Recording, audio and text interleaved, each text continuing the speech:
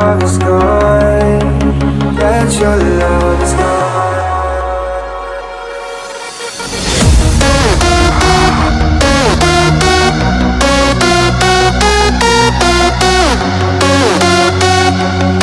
Several thoughts race in your head as you unpack your belongings from your best friend's Jeep, nervously facing your new apartment building. You are finally free. The distance between you and your controlling parents was close enough for them to stop by once a month. But it wasn't the everyday meetup they'd been pressuring you about. Of course, they weren't supportive of you coming all the way out to Boston, eagerly accepting your new fate at Boston University, your dream school. But here you were anyways, and even better, your best friend Layla was right beside you.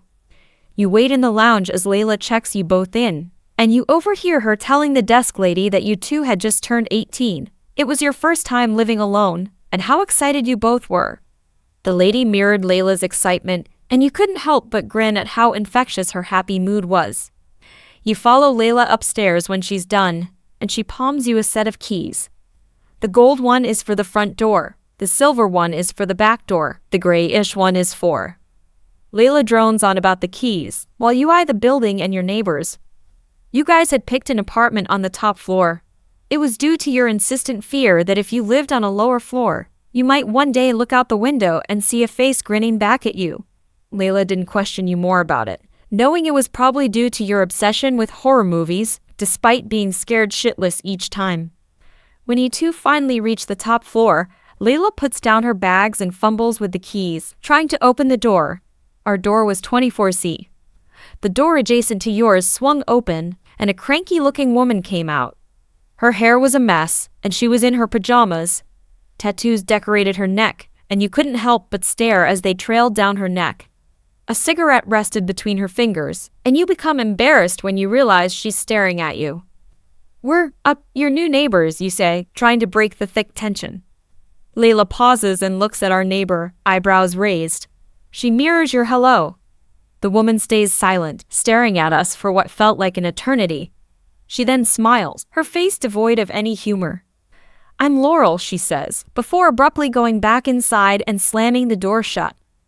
Her abrupt leave startled you guys, and you let loose your laughter once we were inside. "God, what the fuck was her problem?" you giggle. Layla shrugs, and the two of us hastily unpack.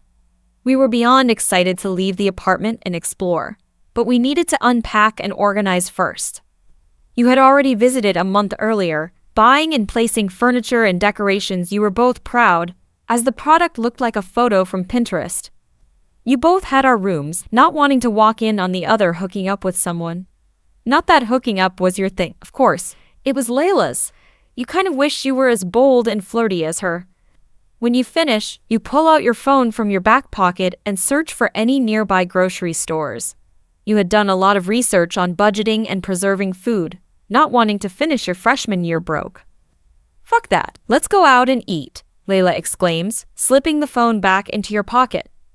The two of you take an Uber to the nearest Chipotle, and Layla orders for the both of you. The thought of talking to a worker made you want to vomit. You were way too shy to do that. Luckily, Layla had a good memory and knew your favorite order by heart. The two of you walk up and down streets, taking in the sight. The both of you had grown up in the suburbs, and you weren't used to living in a city yet. You walk until it's dark out and both of your feet hurt. A small shop then catches your eye. Its sign was glowing neon colors. Some of the letters faded out, but you could read it regardless. Gion's Canvas. Layla notices your interest and takes your hand, leading you inside before you could protest. When you walk in, you're hit with the smell of alcohol, and you assume the slight fog in the air was cigarette smoke. "Welcome," a voice booms, and the two of you turn around, jaws dropping. The man before you was unbelievably handsome. He looked like a model, and although you hated the alt-grunge aesthetic, the way he bit his lip ring and had his arms curled around his leather jacket made you want to combust. Your eyes trail along his neck, taking in the intricate tattoos that seem to continue down under his shirt. "I'm Seokjin, but you can call me Jin," he says, reaching his hand out. You take it and shake firmly, as your father had taught you to. "Ah, firm grip," Jin laughs softly, probably noting how sweaty your hands were just from the thought of holding his. You gasp at the contact. His hand was abnormally cold, And although you normally like the cold, this level of coldness slightly scared you. Jin frowns as if reading your thoughts. You then worry. Maybe your distaste for his hand was written on your face. He didn't comment and instead drops your hand. He leads you to a group of couches, and the two of you can't help but gawk at the room. It was beautiful. The furniture was modern and the theme was dark. Neon paintings and phrases decorated the room, although they paled in comparison to the various designs on display. We're gonna be honest, we're just here to look around, Layla tells him. Jin nods, then waves his arms at the walls. Have a look around, I guess. Let me know if you'll need anything, he says, heading towards a desk and plopping himself on a spinning chair. You take in the room, your eyes never getting tired of scanning the phrases and paintings that decorated the walls. Can I take pictures, you call out? Jin gives a thumbs up and you whip your phone out eagerly. Layla giggles next to you, knowing how much you love to take photos. Your first photo was of Jin, who blew a kiss at the camera. You smiled shyly. You take your time, trying your best to capture the beauty of the shop. When you bend down in an uncomfortable position, you could feel my phone slip out of your grasp. Your expensive, latest iPhone that you hadn't yet bought a screen protector for procrastination at its finest. You fall on your face before you could catch it, but surprisingly, you don't hear the sound of it crashing to the floor. You get up embarrassed, noticing the tall figure in front of you, gripping your phone with veined and tattooed hands. You look up and can't find the control to stifle your gasp. Holding your phone was the most beautiful man you'd ever seen. His neck was bare, but tattoos covered his arms, at least the parts that were exposed. You figured the parts of his arms that were under his cuff sleeves were also tattooed. His face caught you off guard. His jaw was so masculine, so sharp it could probably cut a cake. His lips were curved upwards in an amused smile, and his doe eyes twinkled with amusement. You could have just asked me if you wanted photos, he says, and at the sound of his voice, your ears ring. His voice was melodic, and although he had only spoken a few words, you found yourself swaying at your feet. You stammer, caught off guard. Leela comes to the rescue, looping her arm around your shoulders and taking your phone from the stranger's hands. We just moved to the city. We're from Virginia, she explains as if that covered how socially inept you were. He nods, biting the inside of his cheek. That motion alone was so attractive you thought you were doing to faint. Well, I'm Jungkook, he says, hand outstretched once again. This time, you shake it firmly, trying to make up for your earlier shyness. I'm an Ilm, you tell him, flashing him what you hoped was a pretty smile. His smile momentarily dropped, and he smiled again so quickly that you thought you might have imagined it. You then got dizzy at the thought of you affecting him as much as he affected you. If you didn't know any better, you would assume Jungkook liked you, from the way he bit his lip ring while looking you up and down unashamedly. He leans down at you, whispering something that Layla and Jin couldn't have heard from the distance. Is it just me, or is there something between us? He murmurs, trailing circles on your arm. Your breath catches in your throat, and although what he said was pretty jaw-dropping, you couldn't focus from the gentle circles he was drawing on your arms. Do you have a design in mind? He asks. Your ears ring at the sound of his deep voice, and you felt your legs grow weak underneath you as a familiar feeling was building in your stomach. I'm just looking around. I don't think I'll get a tattoo, you tell him, feeling your heart sink as he frowns. Even when frowning, he looked like a snack. Are you sure? He asked, not bothering to hide his disappointment. The two of you stared at each other for a while, your eyes occasionally dipping low to his lips as you lick your own. You nod, knowing your parents would kill you for even thinking about getting a tattoo. But I really want to mark you, he says, face leaning closer. The feeling in your stomach builds, and your knees grew even weaker beneath you. You can feel his cold breath on your lips, and felt you were about to give in to his pleading. Seconds away from saying yes, you hear a cough from the distance. You don't know how, but you avert your gaze to Layla, who is watching you two interact with a puzzled expression on her face. Jin was beside her, his hands slowly tailing lines up and down her back. We should go now, Layla says, bowing her head down politely to Jungkook, who returned the gesture. As she pulled you out of the shop, you flash him a grin over your shoulder. He returns it, and you wished you could capture it on your phone. Oh my fucking god, did you see how hot they were? You squealed, ignoring the strange looks from passerbyers. Layla nods, even more excited than you were. Maybe we should get tattoos from there. And choose intimate places, if you know what I mean, she smirks, laughing when you hit her arm at the suggestion. The two of you talk about Jin and Jungkook as you continue to walk around the city, aimlessly looking for your apartment building. This is the Chipotle we ate at, remember? Layla points out, as the two of you pass by a Chipotle. You nod in agreement, although the two of you know that you have no sense of direction and it was up to her to get us back home. You finally make it back, and the two of you change into PJs, meeting back at your porch. With the street lights still on, the streets looked pretty. A figure moving towards the apartment building catches your eye, and when you leaned in and squinted, you recognized it like no other than Jungkook, the tattoo artist from earlier. He was moving down the street in a hurry, eyes fixed on your apartment building. What's he doing here? Layla asks worriedly as if reading your mind. Your hands shake at the thought of him following you to home. Attractive or not, you didn't want to catch the attention of a psychopath. The two of you slip back into the apartment, closing the porch door behind you. You then slightly open the front door, peeking to see if he was coming up. Loud, heavy footsteps were walking up the stairs. Each footstep was loud and obvious in the quiet building. The two of you listened as they got closer and closer until he was nearing your floor. Oh my God, you cry as his face comes up from the stairs, making eye contact with the both of you. He smiles and waves, and you freeze. You then understood why people in movies found it so difficult to move quickly in situations like these. The fear coursing through your body immobilizes you. Layla seemed to be going through the same thing since she wasn't moving either. Jungkook nears your door, and you brace yourself for something awful, closing your eyes. When you open them, you see Jungkook heading into your neighbor's apartment. Huh? You whisper confusedly. Able to move again, you look at Layla. Her confused expression mirrored yours.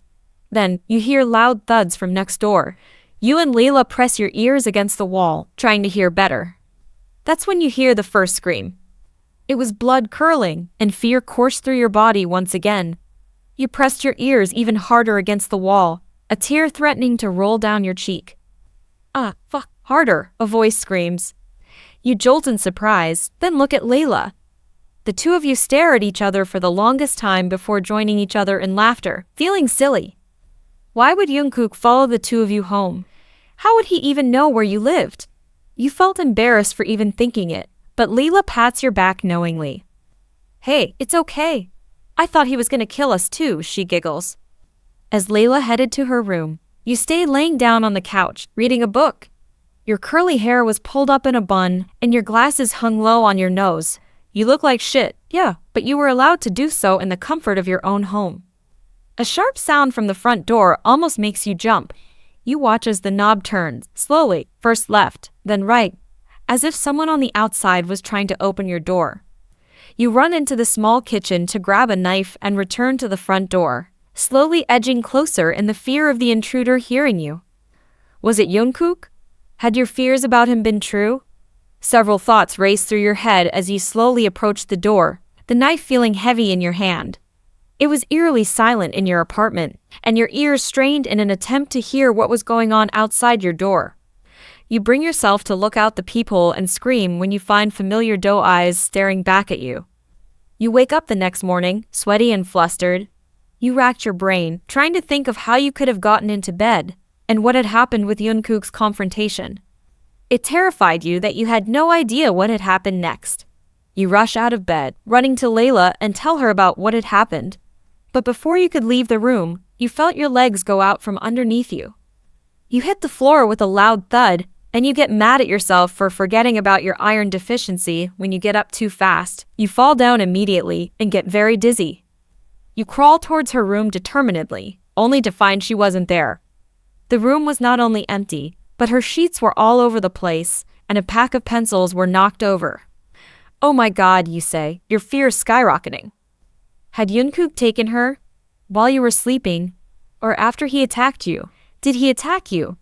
You thought your head was going to burst as hundreds of paranoid thoughts rocked through you. What are you doing? A voice asks from behind you. You turn and see Layla walking out of your joint bathroom, still in her pajamas. Her silky black hair was tied back into a ponytail, and her eyes had visible bags underneath them. "Thank God," you cry, finding the balance to slowly get up and make your way towards her.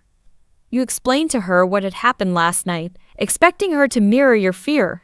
Instead, she looks at you skeptically. "You're full of shit," she says, almost angrily. She heads back inside her bedroom, and you follow her in, urging for an explanation. "I mean, I hate all things scary." Then you go and make up a dumb story like that. "I mean, how is what you described possible?" she rants, glaring at me. You look down at your feet in shame, wondering if maybe it had been a dream. But it had felt so real, and the fear you felt in that moment was permanently etched into your memory. "It wasn't a dream," you whisper softly, heading back to your room to change. You and Leila had 10 a.m. lectures and were actually quite late. After changing, you grab packaged snacks from the kitchen and head out in a rush. Police officers greeted you when you opened our door. There were around 8 or 9 of them, scattered across your floor. One was picking the lock to your neighbor's house, managing to open it and head inside. "Do you have any details about Laurel Goodman, your neighbor?" an officer asks, seeing your confusion. You shake your head no, and watch as another officer runs out of the apartment, his face pale. "I can't find a pulse. Get an ambulance," he yells. Your eyes widen, and you watch as officers run in and out of her apartment, an ambulance blaring nearby. Leila grabs your arm and pulls you downstairs, the two of you almost falling in a rush. There was a building ache in your legs as the two of you practically sprinted down the stairs, almost falling multiple times. You ran down 20 floors before stopping outside. "Oh my God," you stammer, the two of you gasping for breath once you leave the building. The two of you are at a loss for words once again when you see a stretcher heading into the building and leaving with a pale Laurel. She only passed by briefly, but even so you could catch how pale she looks, marks all over her neck. They were purple and blue, as if they had been there for weeks, no, months, and fresher-looking ones were etched on her bare legs. Leila whispers, gripping your arm. You look at each other in fear. Had Jungkook done that to her? He had to know something, since he was with her last night. "I don't think I was dreaming," I murmur, but Leila still catches it. She gulps, and the two of you walk to school, spending the 20 minutes thinking about the events of yesterday and today. On your walk, you pass by Jeon's canvas, but the lights had gone out. A closed sign hung by the window, and the store looked dark and empty. As you pass by, however, you caught a bit of motion at the corner of your eye. Scared, you began to walk faster, and Leila kept up, not questioning you. You were now sitting in your lecture, and the memory of the marks on her neck only made you grimace and touch yours, hidden under your scarf, anxiously. You feel something wet, and when you draw your hand back, you see blood. You felt like your heart was beating so loudly, the person next to you could hear. The students around you ignored you, either fast asleep or too focused on the professor to look at you. You pull out your phone, opening the camera and examining your neck as inconspicuously as you could. When you draw the scarf back, you see 2 small holes in your neck, blood streaming down in 2 thin lines. Fresh bruises decorated your neck, red and angry looking. You barely stifle your gasp and freeze, thinking. There were 3 things you were absolutely sure of. Firstly, Jungkook had killed Laurel. Secondly, he had broken in and assaulted you last night. Thirdly, it was only a matter of time before he killed you as well.